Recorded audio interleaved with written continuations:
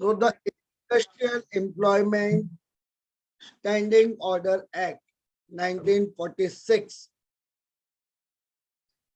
इसमें सबसे पहले इसका इंट्रोडक्शन देखिए, बैकग्राउंड, इस एक्ट की जरूरत क्या थी। किसी भी एक्ट को बनाने के लिए हमें बैकग्राउंड, एम और ऑब्जेक्ट, ये इंपॉर्टेंट होता है। ओके, यहाँ पे इसका बैकग्राउंड क्या था।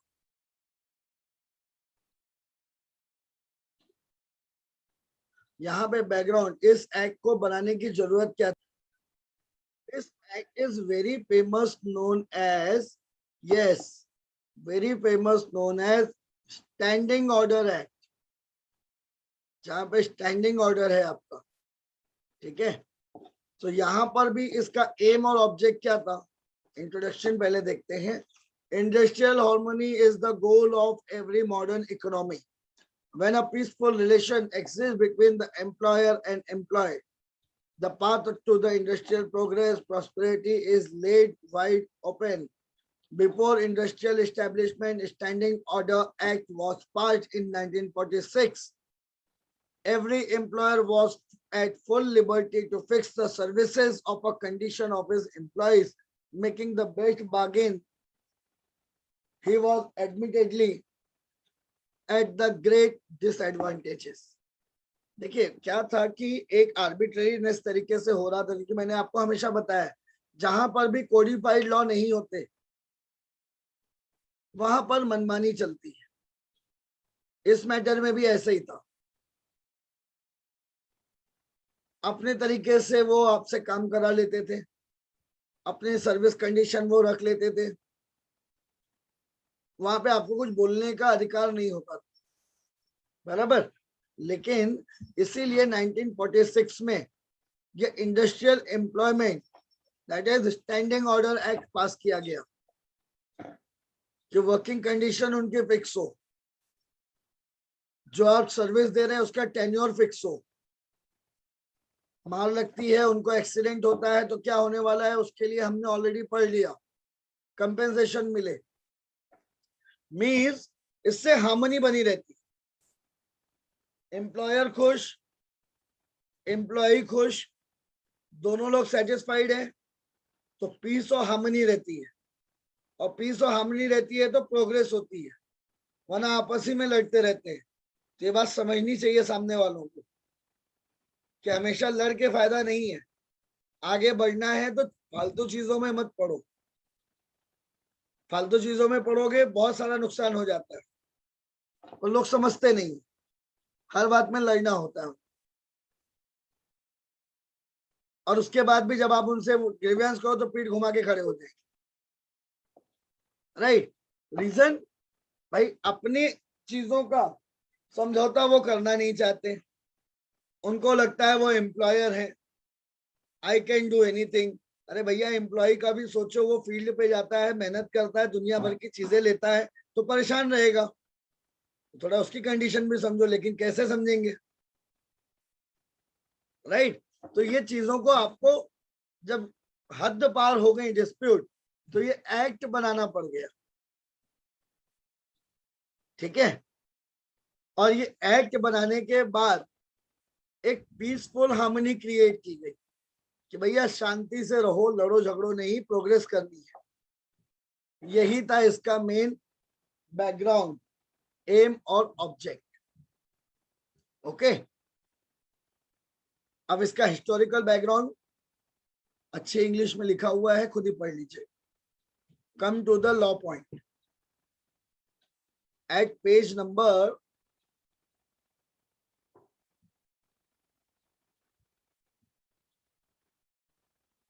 2, write a note on object of a industrial employment standing order 1946, page number 2. The act is the first central legislation with the objective of having uniform standing orders, that is terms and conditions relating to the recruitment, transfer, age of a retirement, attendance, leave, payment of wages। मतलब जो भी conditions हैं जिसके basis पर ये employment आपको provide किया जा रहा है, उनका कंपाइलेशन, उनके rules, regulation, bylaws, standing order, ये इस एक्ट में आते हैं। इंडस्ट्रियल डिस्प्यूट में आपने देखा ना कि वर्किंग कंडीशन नहीं है। वर्किंग कंडीशन क्या है, ये इंडस्ट्रियल डिस्प्यूट में आपने नहीं पढ़ा। वर्कमैन कंपेंसेशन में during the course of employment, during the course of employment हर जगह यूज हुआ, बट वो कोर्स ऑफ एम्प्लॉयमेंट क्या है वो डिसाइड ये एक्ट करता है। इसके लिए सिविल एक्शंस में हर एक्ट के पीछे दूसरा एक्ट इंटरकनेक्टेड होता है। ओके, सो डिस्प्यूट अरोज तब होगा जब एम्प्लॉयमेंट कंपेंसेशन एक्ट में प्रॉब्लम आ रही है या ये स्टैंडिंग ऑर्डर एक्ट में प्रॉब्लम आ रही है। If either of the party is not perform their function as per the rules and regulation discussed under these act. These are not this.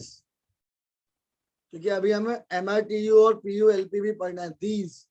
these में आपका कंपेंसेशन भी आ गया और ये वाला भी आ गया और MRTU PULP भी आएगा, THESE इसीलिए है। ठीक है, सो ये फर्स्ट सेंट्रल लेजिस्लेशन था जहां पे टर्म्स एंड कंडीशन और बाकी चीजों को डिसाइड किया गया, और ये आपका फर्स्ट एक्ट था इंडस्ट्रियल हिस्ट्री ऑफ इंडिया में जहां पे employer required by the law to crystallize the condition of service of his employees. Trade dispute bill के बाद काफी हुआ था क्योंकि ट्रेड डिस्प्यूट बिल में ही पार्लियामेंट में बम फेंक दिए गए थे just to oppose public safety and trade dispute bill. Industrial dispute act तो पास हो गया, बट देन टू रेगुलराइजेशन नहीं हुआ इंडस्ट्रीज का। जो मैंने अभी आपको बताया, वर्कमैन कंपेंसेशन एक्ट पास था, पर during the course of employment क्या है ये नहीं पता था क्योंकि रूल्स एंड रेगुलेशन नहीं थे। इसकी वजह से 1946 में ये एक्ट पास किया गया। भैया ये एक्ट है क्या आपका? ओके, तो इस हिसाब से आपका ये इंट्रोडक्शन लाया गया। In the statement of object and reasons of an act, it is stated as under: experience has shown that the standing order defining the recruitment, discharge, disciplinary action, holiday, leave, etc. go on long way towards the minimizing the friction between the management and workmen in industrial undertaking. इन्हीं चीजों पे लड़ाई होती है।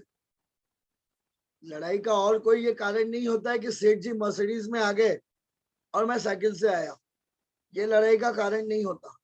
ज्यादा काम कराया, कम काम कराया, रिट्रेंचमेंट में डिसिप्लिनरी एक्शन आप बता रहे हैं, तो डिसिप्लिनरी एक्शन क्या है? लेइंग ऑफ में आपने बता दिया कि VRS इंक्लूड नहीं है, रिटायरमेंट इंक्लूड नहीं है।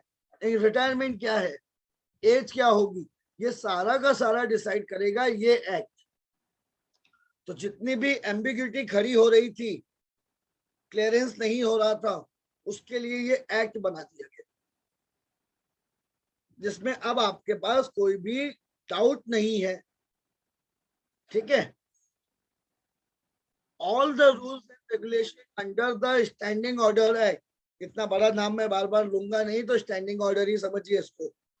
स्टैंडिंग ऑर्डर एक्ट ये बनाया गया to reduce the ambiguity, to reduce the technicality, जिसका यूज करके एक पार्टी दूसरे पार्टी का मिसयूज करती थी और कोर्ट में जाके तंग करती थी। Okay, discussion on the tripartite Indian Labour Conference revealed a consensus of opinion in a favor of legislation. The bill accordingly seeks to provide the framing of standing order in all industrial establishment. तो standing order हर industrial establishment के लिए अलग अलग होता है, याद रखिएगा। Bylaws बनाने हैं, एज ऑफ रिटायरमेंट डिसाइड करना है, सर्विस ऑफ कंडीशन देनी है, बट सब अलग अलग देंगे। इसको सिंपल वे से समझिए, हर कंपनी का रूल अलग होता है। So the basic object of a standing order is that जितनी भी टेक्निकलिटी का यूज एम्प्लॉयर या एम्प्लॉय कर रहे थे एक दूसरे को लिटिगेट करने में, उसको रोकने के लिए ये स्टैंडिंग ऑर्डर एक्ट आपका इम्पोज किया गया। ओके, अब उसके बाद आते हैं page number 8, how the act seeks to achieve its objective. Objective इसका क्या था? To reduce the dispute between the parties in the industrial employment. Okay, reduce करना था। Page number 4, sorry, I am using PDF.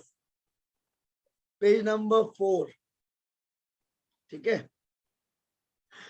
तो objectives इसका क्या था? To create a harmonious relationship. ऐसे नहीं, ऐसे डिस्प्यूट खड़ा होता है, ठीक है। हार्मोनियस रिलेशनशिप बनाना है, क्योंकि सबसे बड़ी ताकत उस इंडस्ट्री की होती है हाथ, लेबर के, राइट। और उन हाथों का प्रोटेक्शन कैसे करना है, क्योंकि वो वर्क करेंगे तब जाके आपकी इंडस्ट्री प्रोग्रेस करेगी।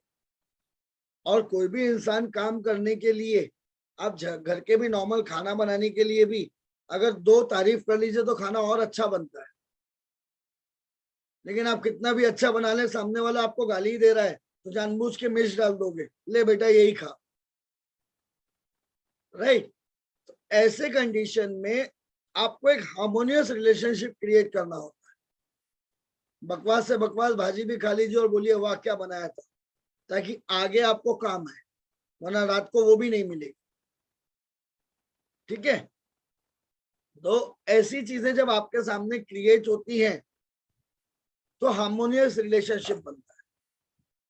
जितना झगड़ा कम होगा उतना फोकस आपका आपके काम पे लगेगा। इसीलिए बीइंग एज ए एडवोकेट फालतू चीजों में नाक डालने से अच्छा आगे बढ़ना हम पसंद करते हैं।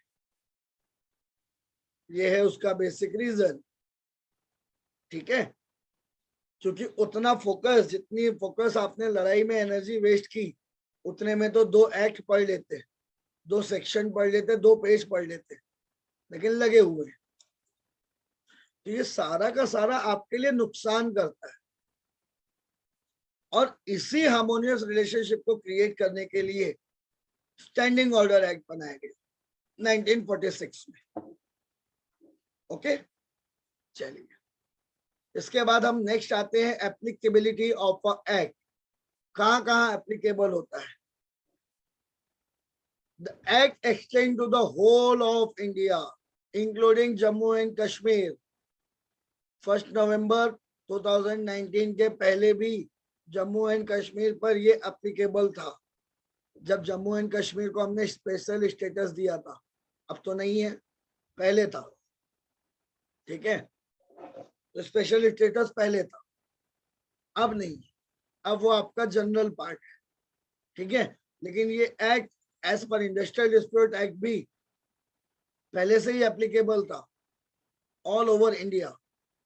तो ये एक्ट भी एप्लीकेबल है, क्योंकि ये भी रिलेटेड टू डिस्प्यूट ही है, टू रिड्यूस द डिस्प्यूट, इसीलिए ये एक्ट बनाया गया। And is applicable only to the industrial establishment employing the specified minimum number of workmen. कितने मिनिमम नंबर चाहिए ये हम आगे देखेंगे। There are also certain establishment to which it does not apply. The appropriate government also has power to exempt the industrial establishment from all or any of the provision. तो यहाँ पर compulsory ये act applicable पूरा होगा ये जरूरी नहीं है। यहाँ पे पावर स्टेट गवर्नमेंट को या अप्रोप्रिएट गवर्नमेंट को दे दी गई है कि वो जिस प्रोविजन को अप्लाई करना चाहे करे, जिसमें अप्लाई नहीं करना चाहता ना करे। तो इट्स नॉट कंपल्शन, ओके, चलिए।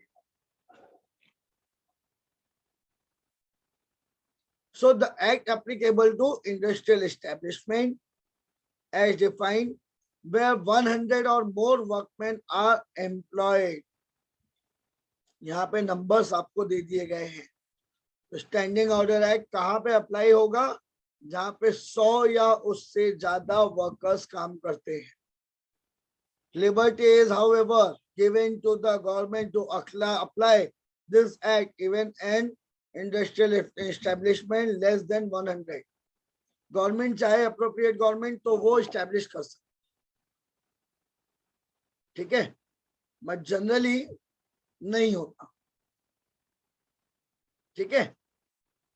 तो इसको आपको एप्लीकेशन करनी पड़ती है। अप्रोप्रिएट गवर्नमेंट चाहे तो कर सकती, ठीक है। तो यहाँ पे जनरली 100 नंबर है, ठीक है, कि 100 नंबर या 100 से ज्यादा होंगे तो स्टैंडिंग ऑर्डर अप्लाई होगा।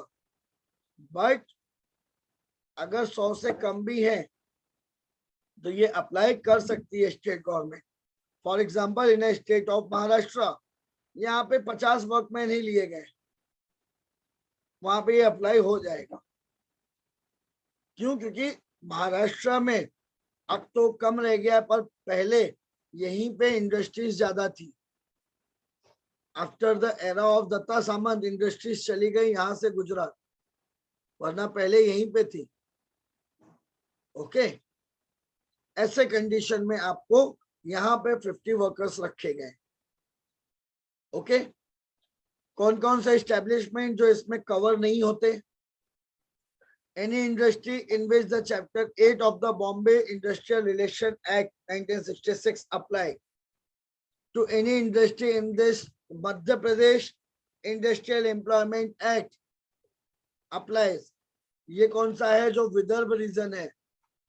महाराष्ट्र बनने के पहले विदर्भ रीजन एमपी में आता था। अगर आपको थोड़ी बहुत भी वो इंफॉर्मेशन होगी तो नागपुर और विदर्भ रीजन ये एमपी में आता था। आफ्टर 1960 ये हमारे पास आया, इसीलिए विदर्भ प्रदेश की अभी भी अलग डिमांड होती है। अक्सर सुना होगा आपने, अलग विदर्भ चाहिए, अलग मुंबई चाहिए। वो इसीलिए था क्योंकि मुंबई भी एक फ्री स्टेट प्रोविंशियल टाउन था और विदर्भ भी, वो एमपी का पार्ट था। ओके, तो पॉलिटिकल भाषण में अक्सर आपको ये सुनने मिलता है, बट उसका हिस्ट्री से कनेक्शन है इस वजह से, ठीक है। तो उस रीजन में जितनी इंडस्ट्रीज हैं वहां पे ये एक्ट अप्लाई नहीं होता। वहां पे अप्लाई होता है मध्य प्रदेश इंडस्ट्रियल एस्टेब्लिशमेंट, ना कि महाराष्ट्र इंडस्ट्रियल एस्टेब्लिशमेंट। ओके, तो any industrial establishment in so far as a workman employed in that establishment are workmen under to whom the following rules and regulation apply.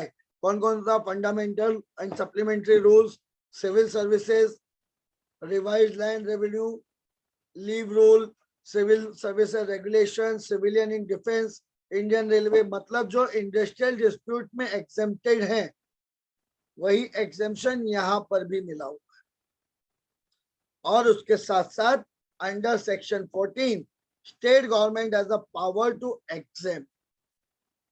So this is the statement of object and reason and introduction behind standing order act, जिसमें ये सारा cover होता है कि जरूरत क्यों थी किसी भी एक्ट। ओके,